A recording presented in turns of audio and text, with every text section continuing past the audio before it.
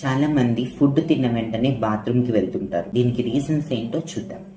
కొంతమందిలో lactose intolerance ఉంటుంది, అంటే dairy or dairy related products అనేవి పడవు. స్పైసీ ఫుడ్స్ కానీ ఆయిలీ ఫుడ్స్ కానీ గట్ని ఇరిటేట్ చేస్తుంది. దానివల్ల కొంతమందికి లూజ్ మోషన్స్ అయిపోతాయి. Inflammatory bowel syndrome or irritable bowel syndrome అంటాము. లూజ్ మోషన్స్ అవ్వటము, స్టూల్స్లో బ్లడ్ పట్టడం లాంటివి జరుగుతుంది. సో ఇలా అవుతుంటే వెంటనే డాక్టర్ని కలవాలి. ఇంకొంతమందిలో యాంటీబయాటిక్స్ వాడిన తర్వాత పొట్టులో ఉన్న గట్ ఫ్లోరా అనేది డిస్టర్బ్ అయిపోయి లూజ్ మోషన్స్ అవ్వచ్చు. ఇన్ఫెక్షన్స్ వల్ల కానీ మందుల వల్ల కానీ కూడా లూజ్ మోషన్స్ అవ్వచ్చు. సెల్ఫ్గా మెడికేషన్స్ వేసుకుంటారు.